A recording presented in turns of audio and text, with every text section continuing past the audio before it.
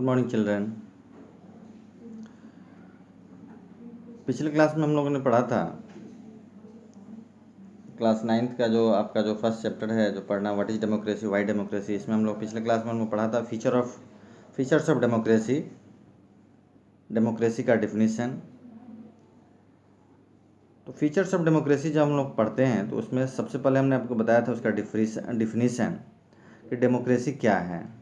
तो it is a form of government in which the rulers are elected by the people. यह उस तरह की सरकार है जिसमें हम अपने प्रतिनिधि को चुनते हैं, यानी कहने का मतलब है कि सरकार में हमारी प्रत्यक्ष रूप से भागीदारी होती है। तो जब हम इसका डिफिनीशन देखते हैं तो बहुत सारे क्वेश्चन हमको आते हैं। जैसे अब्राहम लिंकन का डिफिनीशन में देखा था कि democracy is of the people, by the people and for the people. अब इसमें क्वेश्चन आता है कि who are the rulers. Definition में ये हमको क्वेश्चन आता है कि रूलर्स कौन है। तो हम ही लोग के बीच से जो रिप्रेजेंटेटिव चुन के जाते हैं वही रूलर्स हैं। What kind of election constitutes a democratic election. किस तरह का इलेक्शन होगा तो वो डेमोक्रेटिक इलेक्शन कहलाएगा।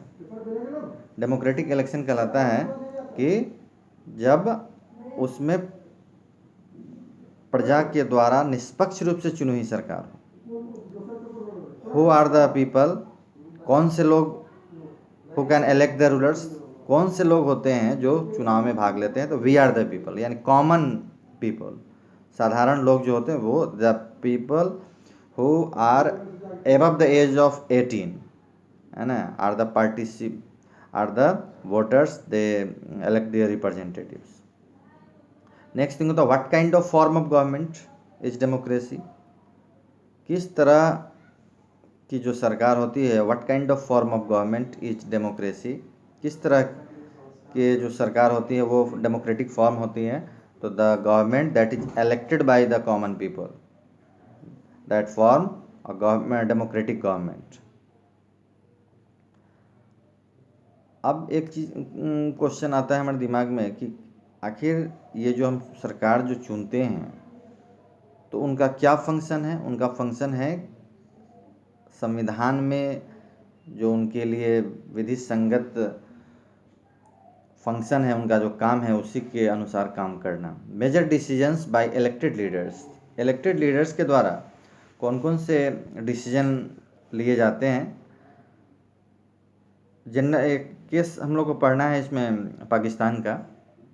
जैसे general Musharraf rules of Pakistan from 1919 will give one important feature of democracy. Democracy के अलग अलग केसेस अलग अलग कंट्री का पढ़ना है, जिसमें आपको पाकिस्तान, चाइना, मैक्सिको ये केसेस पढ़ना है। एग्ज़ाम में भी आता है कि चाइना में क्या केसेस था, पाकिस्तान में क्या था, अपने इंडिया में फिर उसके परिप्रेक्ष्य में किस तरह का डेमोक्रेसी है।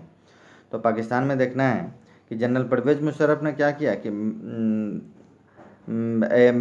लेड ए मिलिट्री कूप इन अक्टूबर 1999 में मिलिट्री का वो हेड था। He overthrew the democratically elected government and declared himself the chief executive of the country. उसने क्या किया, जो चुनी हुई सरकार थी उसको हटा दिया, अपने देश का चीफ एग्जीक्यूटिव बन गया। Later he changed his designation to president. और बाद में जो जनरल था वो अपना डेजिनेशन चेंज करके क्या बन गया, वहाँ का president. In 2002, he held a referendum in the country that granted him a 5-year extension. Pakistani media, human rights organization said that the referendum was based on malpractices and fraud. बहुत सारे media और organisation ने कहा कि ये जो परवेज मुशर्रफ का जो स्टेप है ये नॉन डेमोक्रेटिक है। इन्होंने क्या किया है, पाकिस्तान के साथ धोखाधड़ी किया है, वहाँ की सरकार के साथ। फिर क्या हुआ कि अगस्त 2002 में उसने क्या किया, Musharraf issued a legal framework order that amended the constitution. उसने क्या किया, संविधान को ही बदल दिया, पाकिस्तान के संविधान को।